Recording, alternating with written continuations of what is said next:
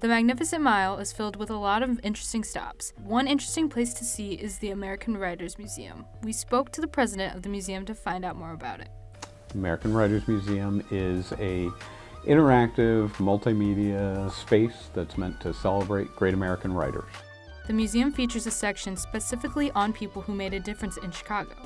The Wintrust Chicago Gallery is the museum's celebration of Chicago writers and their impact on our history and our culture. So it goes through a host of writers who may have confronted power, who may have fought for equal rights, or who may have just been loud voices in a very loud city.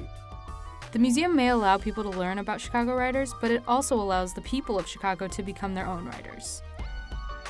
In the Story of the Day area, we have a table full of old typewriters that have been refurbished. We have paper. We have the ability for people to sit down and learn what it meant to write on a typewriter. And so if you never typed on a manual typewriter, you don't know the visceral feel of hitting a hard key that forces a piece of metal to spring up and hit a ribbon of ink and stamp that letter onto a page. And then there's a wall behind the typewriters with clips so that people can actually hang up their work.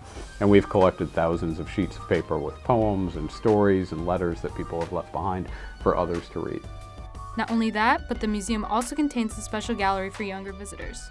In our children's gallery, there's a mural in that room that was commissioned just for us, and Caldecott award-winning children's illustrator named Paul Zielinski painted it for us. It's a gigantic tree and it's full of squirrels, and all the squirrels are reading books.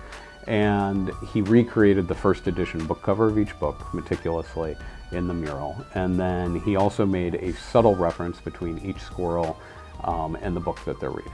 So if you look up at the top, there's a squirrel that's reading Superman comic book, and he's jumping from the tree and he's flying. It's about that rediscovery and getting excited about reading.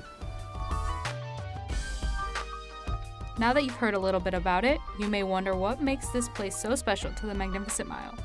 It's new, and it's also envisioned as a place that celebrates the words and the writers and is less about objects. So a lot of times when people go into museums, they feel like they have to be quiet, they feel like they have to not touch anything, and this museum is kind of the opposite of that.